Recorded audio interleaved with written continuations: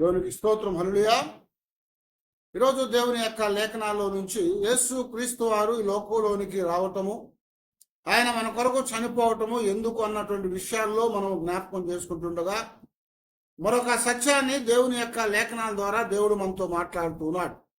అదేంటంటే యేసు ప్రభువు లోకంలోకి రావటము, ఆయన చనిపోవటం ద్వారా మనము దేవుని కుమారులుగా చేయబడటానికి ఆయన చేశారని చెప్తున్నాం. మనలను దేవుని పిల్లలుగా ఉంచడానికి ప్రభువైన క్రీస్తు వారు మన నిమిత్తం ఆయన చనిపోయారు అని బైబిల్ జ్ఞాపకం చేస్తూ ఉంది. అందుకనే మనం ఇక్కడ గమనిస్తూ ఉన్నట్లయితే కుమారత్వం అనేది లేకపోతే పిల్లలుగా ఉండటం అనేది ఎంతో గొప్ప భాగ్యం అని దేవుని వాక్యం మనకి జ్ఞాపకం చేస్తుంది అన్నమాట. దేవుని పిల్లలుగా, దేవుని కుమారులుగా ఉండటం చాలా విలువైనటువంటిది.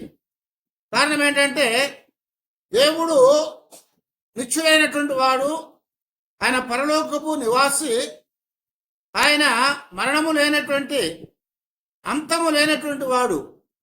కనుక మనము కూడా ఆయన పిల్లలుగా మన జీవితాల్లో ఆయనతో మనం ఉండాలని ఆయన కోరుకున్నాడు. అందుకొరకే ఏదైనా తోటలో ఆదాములను సృజించి వారిని విస్తరించమని ఆశీర్వాదం ఇచ్చాడు.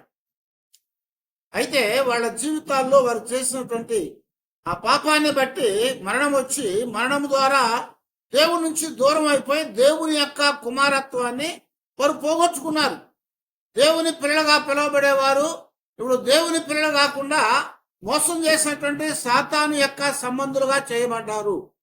అందుకనే యేసు ప్రభువారు దినాన యోహాను సువార్తలో ఇశ్రాయేలుతో మాట్లాడుతున్నప్పుడు పాపం చేసే ప్రతి వాడు కూడా పాపానికి దాసుడు అని చెప్తున్నప్పుడు యూదులు వచ్చి ఆయనతో అంటారు కదా, ఇదిగో మేము అబ్రహాము యొక్క సంతానమై ఉన్నాము, మేము ఎప్పుడు కూడా ఎవరికైనా కానీ దాసులుగా మేము ఉండలేదే, మమ్మల్ని ఎలాగా పాపానికి దాసులని నువ్వు చెప్తున్నావని అడిగారు. ప్రభు చెప్పాడు, మీరు అబ్రహాము పిల్లలైతే అబ్రహాము చేసిన కార్యములు మీరు చేస్తారు, కానీ ఇప్పుడు మీరు సాతాను పిల్లలు కాబట్టి సాతాను కార్యాలు మీరు చేస్తున్నారని చెప్పి ప్రభు అక్కడ జ్ఞాపకం చేశాడు. దేవుని యొక్క లేఖనాల్లో మనం గమనిస్తున్నప్పుడు దేవుని పిల్లలని పిలువబడ్డవారు ఎవరయ్యా అంటే ఇశ్రాయేలుగా మనకు బైబిల్ గ్రంథంలో సెలవుబడతా వచ్చింది. అంటే దేవుని ఏర్పాటు చేసుకున్నవారు, దేవుని చేత ఎన్నిక చేయబడ్డవారు దేవుని యొక్క పిల్లలు అనమాట. యేసు ప్రభువారు కూడా మత్తయి సువార్తలో 5వ అధ్యాయం నందు ఆయన కొండ మీద చేస్తున్నటువంటి ఆ ప్రసంగంలో సమాధాన పరచువారు ధన్యులు, వారు దేవుని కుమారులు అనబడుదురు అని చెప్తా వచ్చాడు. ఎవరైతే సమాధాన పరుస్తారో వారెవరట? దేవుని యొక్క కుమారులు, వారు ధన్యులు అని చెప్తున్నాడు. సమాధాన పరిచేవారు ధన్యులు, వారు దేవుని కుమారులు అని జ్ఞాపకం చేస్తున్నాడు. కనుక మనము దేవుని కుమారులుగా ఉండటానికి దేవుడు ఇష్టపడ్డాడు. ఎందుకనే అంటే దేవుడి నుంచి దూరస్తులైపోయారు, దేవుడి నుంచి జనులు కాకుండా చేయబడ్డారు, దేవుని నుంచి విరోధులుగా చేయబడ్డారు, దేవుని యొక్క సన్నిధిలో జీవించకుండా దూరస్తులైపోయారు. కనుక వీరందరినీ కూడా తిరిగి దేవుడు తన యొక్క పిల్లలుగా చేసుకోవాలని, తిరిగి తన దగ్గర చేర్చుకోవాలని ఆయన ఇష్టపడతా ఉన్నాడు. అందుకొరకే దైవ సంబంధమైన కుటుంబంలో చేర్చబడేవారుగా దేవుడు చేయటానికి ఆయన ఇష్టపడ్డాడు అని చెప్తున్నాడు. అంతేకాకుండా పూర్వకాలాల్లో పిల్లలు అనేవారు ఏం చేయబడ్డారంటే వారి యొక్క తల్లిదండ్రులు లేకపోతే వారి యొక్క వంశాలు చేసేటువంటి వృత్తిని బట్టి వారు పిలువబడ్డారు అలాగా. అందుకనే యేసు ప్రభువును కూడా ఈయన వడ్లవాని కుమారుడు కాదా అన్నారు. అయితే ఇక్కడ దేవుని యొక్క సన్నిధిలో మనం గమనించినప్పుడు దేవుడు తిరిగి మనల్ని ఆయన పిల్లలుగా చేసుకోవాలని, ఆయన కుమారులుగా చేసుకోవాలని ఆయన కోరుకుంటూ సమాధాన పరిచేవారు దేవుని యొక్క పిల్లలు అని చెప్తున్నాడు. దేవుని సంతానం అని ఇక్కడ జ్ఞాపకం చేస్తున్నాడు. అయితే ఒక మాట మనకి భక్తుడు పౌలు గారు చెప్తా గలతీయులకు రాసిన పత్రికలో 4వ అధ్యాయం నందు 5వ వచనంలో మనకి ఇక్కడ సెలవిస్తా ఉన్నాడు కదా, మనము దత్తపుత్రులము కావాలని ధర్మశాస్త్రముకు లోబడి ఉన్నవారిని విమోచించుటకై ధర్మశాస్త్రమునకు లోబడిన వాడాయను చెప్తున్నాడు. అంటే అర్థం ఏంటి? యేసు ప్రభువారు మనందరిని కూడా ఆయన పిల్లలుగా చేయాలని, దేవుని పిల్లలుగా చేయాలని ఇష్టపడ్డాడు. దేవుని పిల్లలుగా చేయటానికి ఇప్పుడు ఏమైందయ్యా అంటే ఆయన వచ్చేటప్పటికి ధర్మశాస్త్రం అనేది ఉంది. ఆ ధర్మశాస్త్రం అనేది ఎవరిని కూడా నీతిమంతులుగా పరిశుద్ధులుగా సరైన నడవకుండా ఏర్పాటు చేయబడింది. ఎందుకంటే దానిలో ఇవ్వబడేటువంటి ఆజ్ఞలు వారు పాటించలేకపోయారు, ఆ ధర్మశాస్త్రాన్ని నెరవేర్చలేకపోయారు. కనుక ఎవరు కూడా పరిశుద్ధత పొందలేదు, ఎవరు కూడా నీతిని పొందలేదు. కనుక ప్రతి వారు కూడా ఇప్పుడు ఏమయ్యారంటే యేసు ప్రభువు వచ్చేలేకే అందరూ కూడా ధర్మశాస్త్రములకు లోనైపోయారంటున్నాడు. ధర్మశాస్త్రానికి లోనైపోయారు.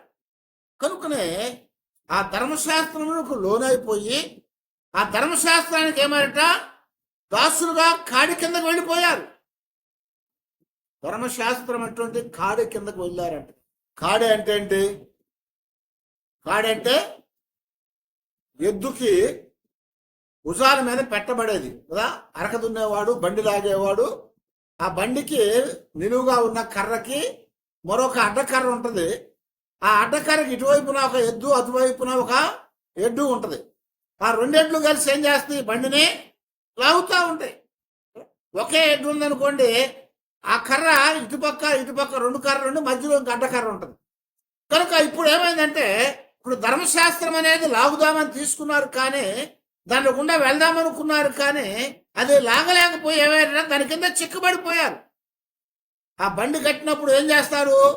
ఆ కాడిని మీద పెట్టిన తర్వాత ఆ కాడి కిందకి ఎద్దు వచ్చిన తర్వాత ఏం చేస్తారంటే అది కాడి కింద నుంచి వెళ్ళిపోకుండా పొలుపుతారంటారు. దాన్ని పొలుపుతాడంటారు కదా.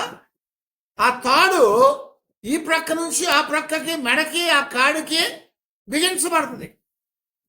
ఎలాంటి పరిస్థితుల్లో కూడా ఆ కాడి కింద నుంచి వెళ్తానికి అవకాశం లేదు. ఏమైందంటే ధర్మశాస్త్రం అనేది పాపాన్ని ఎత్తి చూపించింది. పాపంలో ఉన్నవాడు బయటకు రాలేక, ఆ ధర్మశాస్త్రాన్ని నెరవేర్చలేక అలాగా చిక్కబడిపోయినటువంటి వారందరూ కూడా ఇప్పుడు ఏమయ్యారట? దానికి కట్టివేయబడ్డారు. కనుక దాని కింద నుంచి వారు రాలేకపోయారు. అందుకొరకు ఇక్కడ యేసు ప్రభువారట ఎందుకు లోకానికి వచ్చారంటే ధర్మశాస్త్రం కింద లోబడినటువంటి వారుగా ఉండి విమోచించబడకుండా ఉన్నటువంటి వారందరినీ కూడా విడిపించడానికి ఆయన ధర్మశాస్త్రములకు లోబడిన వాడు ఆయన చెప్తున్నాడు. ధర్మశాస్త్రం కింద ఉన్నటువంటి వాళ్ళని, ఆ పాపం అనే కాడి కింద, ధర్మశాస్త్రం అనే కాడి కింద ఉన్నటువంటి వాళ్ళను విడిపించడానికి ఆయన ఇప్పుడు ఎక్కడికి వెళ్ళాడట? ధర్మశాస్త్రము కిందకు వెళ్ళాడు.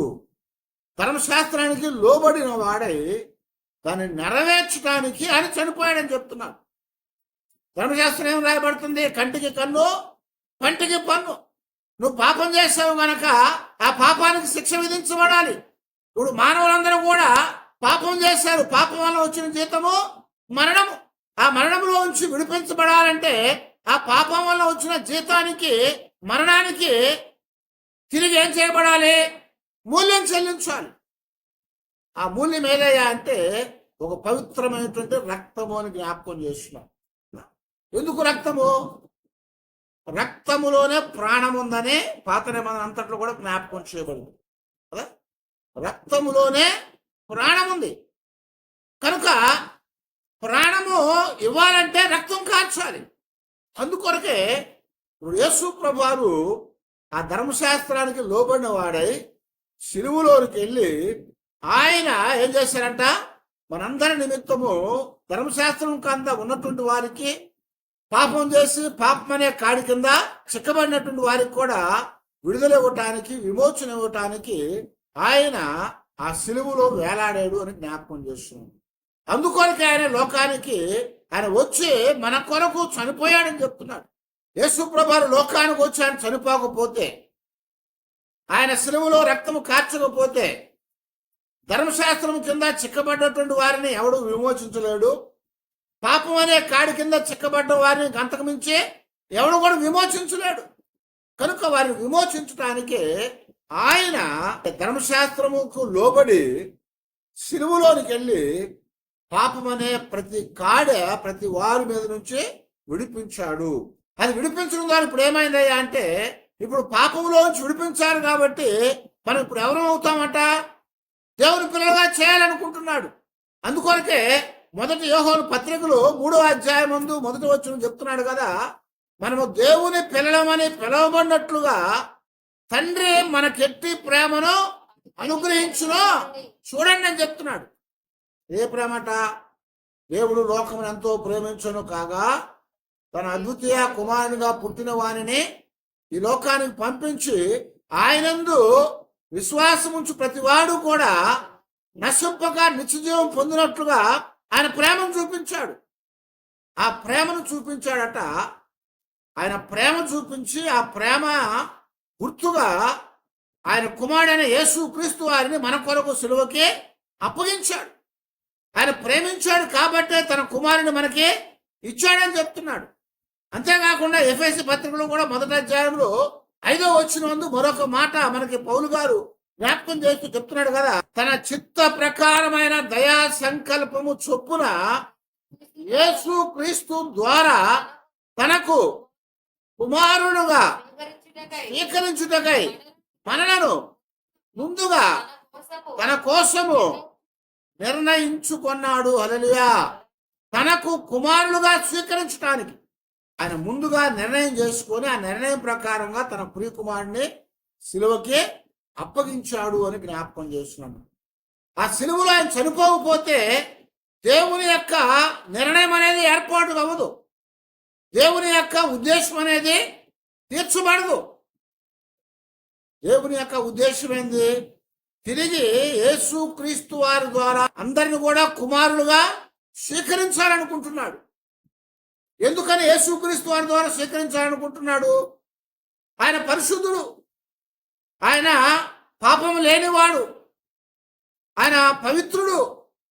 కాబట్టి ఆయన వచ్చి లోకానికి మానవుల కొరకు క్రయధనముగా ఆయన రక్తాన్ని కార్చి శరీరాన్ని చీల్చి ప్రాణాన్ని అప్పగించాడు. ఆయన దేవుడై ఉన్నాడు కనుక ఆయన కంటికి కన్ను పంటికి పన్ను అని చెప్పినటువంటి వాడు దేవుడుగా ఉన్నవాడు శిక్ష అనేది ఖచ్చితంగా వేయాల్సిందే. కానీ క్షమించడం అనేది కుదరదు దేవుడుగా ఉన్నవాడు. కాబట్టి ఏం చేశాడు? దేవుడుగా శిక్షించాడు. ఏమని? నువ్వు పాపం చేసావు కనుక నువ్వు మరణానికి పాత్రుడివే, నువ్వు చచ్చిపోవాలి, అంతే, చచ్చిపోతావు. కానీ ప్రేమ గలవాడు కనుక ఆయన కుమారుని లోకానికి పంపించి ఆయన ద్వారా తిరిగి ఈ పాపంలో ఉన్న అందరినీ కూడా, నశించిపోయిన అందరినీ కూడా తనతో పాటు మరలా కుమారులుగా స్వీకరించాలనుకున్నాడు. అందుకే ఆయనను లోకంలోనికి పంపి సిలువలో అప్పగించాడు అని చెప్తున్నాడు. అయితే ఆయన లోకానికి వచ్చి ఆయన సిలువలో అందరి కొరకు, పాపుల కొరకు చనిపోయాడు. కానీ ఆయన పాపుల కొరకు చనిపోయాడు కదా అని పాపులందరూ ఆయన పిల్లలు అవుతారా? అవరు. పాపుల కొరకు చనిపోయాడు. ఇది బైబిల్ చెప్తా ఉంది, అందరు చెప్పే మాట. కానీ నేను పాపం చేశాను, నేను పాపం చేసిన తర్వాత ఆయన నా కొరకు చనిపోయాడు కానీ నేను ఆయన పిల్లల్ని అవుతానంటే అవును. ఎందుకనంటే ఆయన చనిపోవటం వాస్తవమే, ఆయన పాపుల కొరకు రావటం వాస్తవమే, పాపుల కొరకు రక్తం కార్చడం వాస్తవమే. కానీ ఎవరైతే ఆయనందు విశ్వాసం ఉంచుతారో అని చెప్తున్నాం. అదే 1 యోహాను పత్రికలోనే 5వ అధ్యాయం 1వ వచనంలో యేసే క్రీస్తు అయి ఉన్నాడని నమ్ము ప్రతివాడును దేవుని మూలముగా పుట్టి ఉన్నాడు. పుట్టించిన వానిని ప్రేమించు ప్రతివాడును ఆయన మూలముగా పుట్టిన వానిని ప్రేమించును అని చెప్తా ఉన్నాడు. యేసే క్రీస్తుని నమ్మాలి. ఎవరైతే యేసే క్రీస్తుని నమ్ముతారో వాళ్ళందరూ కూడా దేవుని పిల్లలుగా చేయబడతారు. అవునా? దేవుని పిల్లలుగా చేయబడతారు. అంతేగాని పాపుల కొరకు చనిపోయాడు కాబట్టి లోకంలో ఉన్నటువంటి పాపులందరూ కూడా దేవుని పిల్లలు అయిపోరు. దేవుని పిల్లలుగా వారిని స్వీకరించడు. మరి ఎలా స్వీకరిస్తాడు అంటే యేసే క్రీస్తుని నమ్మే ప్రతి వాడు దేవుని మూలంగా పుట్టినవాడు. వాడిని దేవుడు తన పిల్లలుగా, తన కుమారులుగా, కుమార్తెలుగా ఆయన స్వీకరిస్తాడు. అందుకొరకు ఆయన ఒక వాగ్దానం చేశారు, ఒక అధికారం ఇచ్చాడు. ఏమని? యోహాను సువార్తలో 1వ అధ్యాయం 12వ వచనంలో తన్ను ఎందరు అంగీకరిస్తారో వారందరికీ, అనగా తన నామమందు విశ్వాసముంచు వారికి దేవుని పిల్లలగుటకు ఆయన అధికారం ఇచ్చాను. హల్లెలూయా. ఏం చేశారంట? అధికారం ఇచ్చాడు. ఏ అధికారం అది? మనకు మనమే దేవుని పిల్లలమని చెప్పుకోవచ్చు. ఎలా చెప్పుకుంటాం మనకు మనం దేవుని పిల్లలమని? దేవుని యందు విశ్వాసం ఉంచాలి. ఆయన నామమందు విశ్వాసం ఉంచాలి. ఎవరైతే దేవుని నామం అంటే యేసు క్రీస్తు వారే దేవుడని నమ్ముతారు, యేసే క్రీస్తు అని నమ్ముతాడు. యేసు అంటే అర్థం ఏంటి? రక్షకుడు. క్రీస్తు అంటే అభిషక్తుడు. రక్షకుడుగా వచ్చినటువంటి అభిషక్తుడు ఆయన. కనుక ఆయన్ను నమ్మాలి. ఏమని? యేసే క్రీస్తు అని. యేసు రక్షకుడుగా వచ్చిన వాడే అభిషక్తుడు, ఆయనే విమోచించేవాడని నమ్మాలి. అలాగ నమ్మిన ప్రతి వారిని దేవుని మూలంగా పుట్టిన వారని చెప్పాడు. వాళ్ళకి అలాగ నమ్మిన ప్రతి వాడు కూడా యేసు క్రీస్తు వారందు విశ్వాసం ఉంచినప్పుడు, ఆయన నామాన్ని నమ్మినప్పుడు వారికి వారే మనం దేవుని పిల్లలని చెప్పుకునే అధికారం ఇచ్చాడు దేవుడు. ఈరోజు మనం అందరం కూడా ఏమంటున్నాము? ఎవరికి వాళ్ళ మనం దేవుని పిల్లలం అమ్మ అని చెప్పుకున్నావునా? మనం అందరం కూడా దేవుని పిల్లలం అని చెప్పుకుంటున్నాం. ఇక్కడికి రాకుండా బయట ఉండేవాళ్ళు కూడా మేము దేవుని పిల్లలం అని చెప్తారా? చెప్పరు. ఎందుకని? వారు ఆయన యందు విశ్వాసం ఉంచలేదు. వారు విశ్వాసం ఉంచలేదు కాబట్టి వాళ్ళు కూడా మేము యేసుక్రీస్తు వారి పిల్లలమని చెప్పుకోలేరు. ఎవరైతే ఆయన యందు విశ్వాసం ఉంచుతారో వారందరూ కూడా మేము యేసుక్రీస్తు వారి యొక్క పిల్లలమి, దేవుని యొక్క పిల్లలమని చెప్పుకోగలుగుతారు. అందుకే మరొక మాట పౌలు గారే గలతీయులకు రాసిన పత్రికలో 3వ అధ్యాయమందు 26వ వచనంలో చెప్తున్నాడు కదా, యేసు క్రీస్తునందు మీరందరూ విశ్వాసం వలన దేవుని కుమారులై ఉన్నారు. ఎలాగట? యేసు క్రీస్తు వారి యందు మనం అందరం కూడా విశ్వాసం వలన దేవుని కుమారులుగా చేయబడుతున్నాము. కనుక ఇప్పుడు యేసు క్రీస్తు వారు ఈ లోకానికి వచ్చి ఆయన సిలువలో మన కొరకు చనిపోయాడు. ఆయన సిలువలో మన కొరకు చనిపోయాడు. దేనికన్నా? ఆయన చనిపోయి మన పాపాలు క్షమించాడు. కనుక ఆయన క్రీస్తు అని మనం నమ్మితే, ఆయనందు విశ్వాసం ఉంచితే, దాని ద్వారా మనము దేవుని కుమారులుగా ఉండేటువంటి హక్కుని, అధికారాన్ని ఆయన మనకి ఇచ్చాడు. కాబట్టి ఆ హక్కు ద్వారా, ఆ అధికారం ద్వారా మనం అందరం కూడా ఇప్పుడు విమోచించబడిన వారమై దేవుని యొక్క మహిమకు కీర్తి కలిగేటట్లుగా ఆయన సంపాదించుకున్న ప్రజలమని పిలువబడతామంటున్నాడు. ఇప్పుడు మనందరం ఎవరు అంట? దేవుని ప్రజలమే. ఎఫెసీ పత్రికలో 1వ అధ్యాయం 14వ వచనంలో దేవుని మహిమకు కీర్తి కలుగుటకై ఆయన సంపాదించుకున్న ప్రజలకు విమోచనము కలుగు నిమిత్తము ఈ ఆత్మ మన స్వాచ్ఛమునకు సంచకరముగా ఉన్నాడు అని చెప్తున్నాడు. ఏమన్నట? దేవునికి మహిమకు కీర్తి కలగటానికట ఆయన ద్వారా సంపాదించుకున్న ప్రజలు మనం. ఆయన ద్వారా సంపాదించుకున్న వాళ్ళని ఒకసారి ఏం చేశాడు? ఆయన పోలికలో, ఆకారంలో, స్వరూపమందు సృజించాడు. ఇప్పుడు దాంట్లో సృజించిన మనం ఏమైపోయాము? ఆ పోలికని, ఆకారాన్ని, ఆ దైవత్వాన్ని అంతటిని కూడా పోగొట్టుకున్నాం. కాబట్టి ఇప్పుడు ఏమంటున్నాడంటే మనము తిరిగి ఆయనకి కీర్తి కలిగేటట్లుగా ఆయన సంపాదించుకున్నటువంటి ప్రజలుగా చేయబడుతున్నామని చెప్తున్నాడు. మొట్టమొదట ఆయన సృజించాడు, కానీ సృజించిన వారు ఏమైపోయారు? ఇప్పుడు సాతాను యొక్క ప్రజలుగా చేయబడ్డారు. అందుకనే పేతురు ఏం చెప్తా ఉంటాడు? మీరు ఒక దినమందు ప్రజలుగా లేకుండా ఉన్నారు, ఓ దినమందు మీరు ఎన్నిక చేయబడినటువంటి వారుగా ఉన్నారు, ఓ దినమందు మీరందరూ కూడా చీకటిలో ఉన్నారని చెప్తున్నాడు. చీకటిలో ఎన్నిక లేకుండా, ప్రజలుగా కాకుండా ఉన్నటువంటి మనల్నట దేవుని యొక్క మహిమకు కీర్తి కలగటానికి ఆయన స్వరక్తమిచ్చి కొన్నవారం అంటున్నాడు. హల్లెలూయా! ఆయన స్వరక్తమిచ్చి మనం కొన్నవారమట. కొన్నాడు కాబట్టి ఇప్పుడు ఏమవుతుంది? సంపాదించుకున్న వాళ్ళం అవుతాం. అంతేనా? కొనటం అంటే వెల చెల్లించాలి. వెల చెల్లించాలి. ఇక్కడ వెల ఏం చెల్లించాడు? యేసు క్రీస్తు వారు రక్తం చెల్లించాడు. దేవుడు తన కుమారుని మనకే అప్పగించాడు. ఆయన వచ్చి రక్తాన్ని చిందించాడు. ఆయన రక్తం ద్వారా మనము కొనబడ్డామంటున్నాడు. ఆయన రక్తం ద్వారా మనం కొనబడ్డాం. అంతేగాని ఉచితంగా ఎవడు కూడా దేవుని పిల్లగా చేయబడలేదు. ఉచితంగా ఎవడు కూడా ప్రజలుగా చేయబడలేదు. దేవుని ప్రజలుగా చేయబడలేదు. ఉచితంగా ఎవరు కూడా పాప క్షమాపణ కలుగలేదు. మరి ఎలాగయ్యా అంటే మత్తయి సువార్తలో రాసినట్లుగా, అపోస్తుల కార్యాల్లో 20వ అధ్యాయం 28వ వచనం రాసినట్టుగా యేసు తన స్వరక్తమిచ్చి మనను కొని ఉన్నాడు అంటున్నాడు. కాబట్టి ఇప్పుడు ఆయన స్వరక్తమిచ్చి మనల్ని కొని పరిశుద్ధాత్మను మనకి సంచకరువుగా ఇచ్చాడు. ఆ పరిశుద్ధాత్మ మనకు సంచకరువుగా ఇవ్వటమే కాకుండా ఇప్పుడు మన జీవితాల్లో మనము ఆయనలో కుమారులుగా ఉన్నాం. కాబట్టి ఇప్పుడు ఆయన్ని మనము తండ్రి అబ్బాని పిలవడానికి అవకాశం కలిగింది.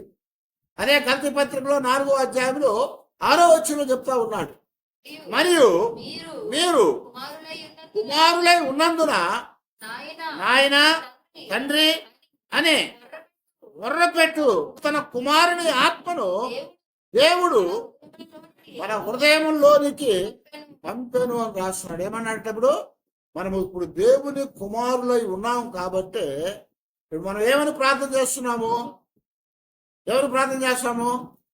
తండ్రి అని ప్రార్థన చేస్తాం, నాయన అని ప్రార్థన చేస్తాం కదా. ఎందుకు తండ్రి నాయన అని ప్రార్థన చేస్తున్నాము? ఆయన పిల్లలం కాబట్టి. అంతేనా? ఆయన పిల్లలం కాబట్టి తండ్రి నాయన అని పిలుస్తున్నాం. అంతేగాని ఎవడో కూడా వచ్చి నాన్న అని పిలుస్తాడా? పిలవడు. అదే మన పిల్లలు అనుకోండి, వచ్చి ఏమంటారు? నాన్న అని పిలుస్తారు, తండ్రి అని పిలుస్తారు. అలాగే పిలవటానికి వాళ్ళకి అధికారం ఉంది. ఎందుకని? వాళ్ళు మన పిల్లలు, కాబట్టి ఇప్పుడు దేవుడు కూడా తన కుమారుని లోకానికి పంపించి శిలువకు అప్పగించి ఆయన కార్చిన రక్తం ద్వారా మనల్ని కడిగి శుద్ధులుగా చేసి ఇప్పుడు ఆయన ద్వారా మనలను దేవుని పిల్లలుగా చేసుకున్నాడు. ఆయన పిల్లలుగా చేసుకున్నాడు కాబట్టి మనకు అధికారం ఇవ్వబడింది. ఏమనయ్యా అంటే ఆయన తండ్రి అని మనం మొర్ర పెట్టుకోవటానికి, మనం పిలవటానికి, మనం ప్రార్థన చేయటానికి, ఆయన తండ్రి అని మనం ప్రార్థన చేయటానికి మనకి గొప్ప అవకాశము, అధికారము దేవుడు మనకి ఇచ్చాడని చెప్తున్నాడు. అలాగా చేయటానికి మన హృదయాల్లో దేవుడు తన కుమారుని యొక్క పరిశుద్ధాత్మ లేకపోతే పరిశుద్ధాత్మను మన హృదయాల్లోకి పంపించాడట. ఆ ఆత్మ మన లోపలికి వచ్చింది కాబట్టి మనము కూడా యేసు ప్రభువు వారు ఏమని ప్రార్థన చేశారు? ఇప్పుడు కూడా తండ్రి అనే ప్రార్థన చేశారు. సిలువలో 1-2 సార్లు మాత్రమే దేవా అన్నాడు. నా దేవా నా దేవా అని అక్కడే అన్నాడు. కానీ మిగిలిన ప్రతిసారి ఎప్పుడు ప్రార్థన చేసినా కానీ తండ్రి అని పిలిచాడు. ప్రతి ప్రార్థనలో తండ్రి అని పిలిచాడు. ఎందుకంటే ఆయన కుమారుడు. కాబట్టి ఇప్పుడు ఆయన కుమారుడు కనుక ఆయన కుమారుని రక్తం ద్వారా మనం కడగబడి ఆయన పిల్లలుగా చేయబడ్డాం. కాబట్టి ఆ ఆత్మను మన హృదయాల్లో ఉంచాడు. ఇప్పుడు ఆ ఆత్మను మన హృదయాల్లో ఉంచాడు. కాబట్టి ఇప్పుడు మనం అందరం కూడా ఆయన పిల్లలుగా ఉండి ఇప్పుడు తండ్రి నాయన అని మనం ప్రార్థన చేసుకోవటానికి, మనం మొర్ర పెట్టుకోవటానికి అవకాశం కలిగించాడు. ఆ అవకాశం కలిగించాడు కనుక మనం దాని ప్రకారం నడవగలగాలని చెప్తున్నాడు. దాని ప్రకారం నడవాలి. ఎందుకంటే ఆయన పిల్లలం కాబట్టి ఆయన పిల్లలాగా ఉండాలి. ఆయన పిల్లల్లాగా లేకపోతే ఏమవుతుంది? పిల్లలుగా మనము లోకం ద్వారా పిలవబడం. అవునా? లోకం ద్వారా పిలవబడం. ఓ పిల్లోడు ఉన్నాడు అనుకోండి ఇంట్లో, తండ్రి చాలా మంచోడు, వాడు బయటకు వెళ్ళి ఇష్టానుసారంగా చెడ్డగా జీవించాడు అనుకోండి, చూసిన జనం ఏమంటారు? వీడు అసలు ఆయన కొడుకేనా అంటారు, వీడు తప్పబుట్టాడని అంటారు కదా. ఎందుకని? తండ్రి మాదిరిగా వాడు జీవించట్లేదు, తండ్రి నడిచినట్లు వాడి నడక లేదు. కనుక తండ్రి నడిచినట్టుగా, తండ్రి జీవించినట్టుగా తండ్రికి ఉన్నటువంటి లక్షణాలు లేవు. కాబట్టి వాడు వీడి కుమారుడైనా పిలుస్తారు, అడుగుతారు లోకం. అయితే ఇక్కడ మనము ఆయన పిల్లలుగా, కుమారులుగా మనం జీవించటానికి దేవుడు ఏం చేశాడట? ఆయన ఆత్మను మనకి ఇచ్చాడట. ఆయన ఆత్మ ద్వారా మనల్ని నడిపిస్తున్నాడట. ఆయన ఆత్మ ద్వారా మనం నడిపిస్తున్నాడు. ఎందుకంటే మనల్ని కొన్నాడు కాబట్టి, మనల్ని కొని ఆయన పిల్లలుగా చేసుకున్నాడు కాబట్టి, మనల్ని ఆయన దత్తత తీసుకున్నాడు కాబట్టి. అందుకొరకు ఏమన్నా అంటే పత్రికలో 8వ అధ్యాయము 14 నుంచి మనం చదువుతా ఉంటే, దేవుని ఆత్మ చేత ఎందరు నడిపించబడుదురో వారందరూ దేవుని కుమారులై ఉందురు. ఏలయనగా మరలా భయపట్టకు మీరు దాస్యపు ఆత్మను పొందలేదు గాని దత్తపుత్ర ఆత్మను పొందితిరి. ఆ ఆత్మ కలిగిన వారమై మనము అబ్బా తండ్రి అని మొరపెట్టుచున్నాము. మనము దేవుని పిల్లలమని ఆత్మ తానే మన ఆత్మతో కూడా సాక్ష్యమిచ్చుచున్నాడు.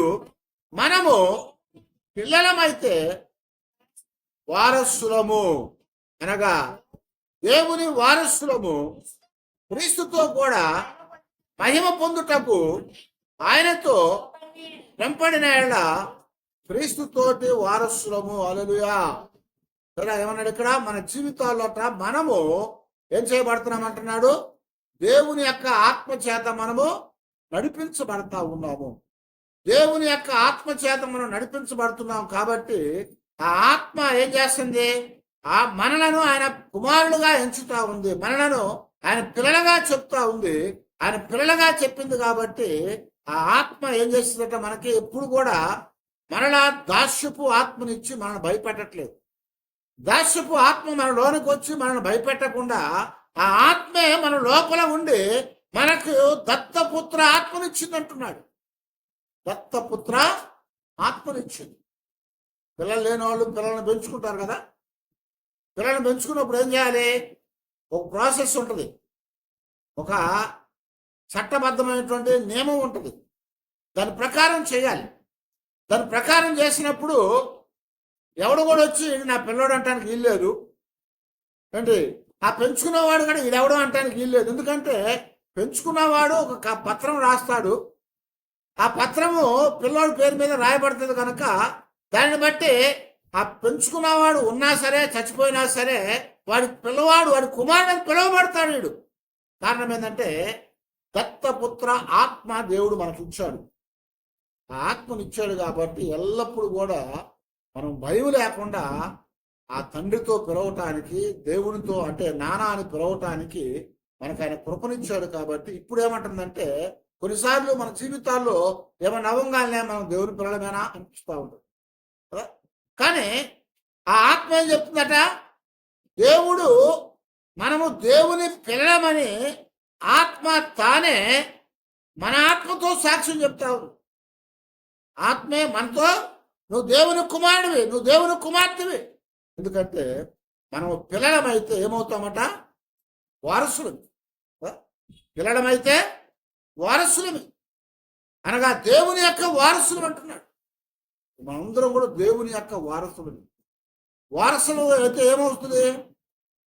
వారసులమైతే వారసత్వం వచ్చింది. అవునా? వారసులం అయితే వారసత్వం వస్తుంది. ఇప్పుడు దేవుడు సృష్టికర్త, దేవుడు పరలోకవాసి, దేవుడు మరి ఆయన మహిమ గలవాడు, దేవుడు ప్రేమ గలవాడు, దేవుడు పరలోకంలో జీవించేవాడు కనుక ఇప్పుడు ఆయనతో పాటు మనము కూడా దేవుని వారసులమై ఉన్నాము కనుక ఇప్పుడు ఆ వారసత్వం మనకు వచ్చిందన్నాడు. ఆ వారసత్వం ఏంటి? ఆ పరలోకపు ప్రాప్తిని మనకిచ్చాడు. పరలోకంలోకి వెళ్ళటానికి అవకాశం ఇచ్చాడు. దేవుని యొక్క సన్నిధిలో మహిమలో ఉండటానికి అవకాశం ఇచ్చాడు. అవన్నీ ఇచ్చి ఇప్పుడు మనము దేవునితో కూడా ఉన్నామని చెప్తా వచ్చాడు. ఇవన్నీ ఎలా జరిగినాయి అంటే మన ప్రభు అయిన యేసు క్రీస్తు వారు ఈ లోకానికి వచ్చి ఆయన మన నిమిత్తము సిలువలో మరణించటం ద్వారా, ఆయన మరణించడం ద్వారా, రక్తం కార్చడం ద్వారా మన పాపాలు శుద్ధి చేయబడి మనము దేవుని యొక్క పిల్లలుగా చేయబడ్డాము. కనుక మనలను దేవుని పిల్లలుగా చేయటానికి, దేవుని వారసులుగా చేయటానికి మన ప్రభు అయిన యేసు క్రీస్తు వారు లోకంలోకి వచ్చారు. ఆయన మన కొరకు సిలువలో చనిపోయి ఆయన రక్తాన్ని కార్చారు కాబట్టి మనకి విడుదల విమోచన కలిగించబడి దత్త పుత్రులుగా మనం చేయబడ్డాము. కాబట్టి ఈ రోజున దేవుడు మనతో మాట్లాడుతూ ఆయన రాకపోతే మనం పాపంలోనే ఉండేవారమే, పాపం అనేటువంటి కాడి కింద ఉండేవాళ్ళమే, ధర్మశాస్త్రం అనే కాడి కింద ఉండేవారు. అయితే ఆ ధర్మశాస్త్రం అనే కాడి కింద నుంచి, పాపం అనే కాడి కింద నుంచి మనందరం కూడా విడిపించడానికి ఆయన స్వరక్తం ఇచ్చి మనం కొన్నాడు. కాబట్టి మనం ఇప్పుడు ఆయన పిల్లలం కాబట్టి ఆయనతో పాటు వారసులంగా చేశాడు. కనుక ఈ రోజున ప్రభు మన కొరకు ఈ లోకానికి వచ్చి ఆయన చనిపోయి మనం ఆయన దేవుని పిల్లలుగా చేయబడటానికి గొప్ప అవకాశం ఇచ్చాడు. కనుకనే మనమందరం కూడా అబ్బా తండ్రి నాయన అని పిలిచి మనం మొర్ర పెట్టుకోవడానికి, ప్రార్థన చేసుకోవడానికి అవకాశం ఇచ్చాడు. కనుక ఆ ప్రభువుకి మనం ప్రార్థన చేద్దాం.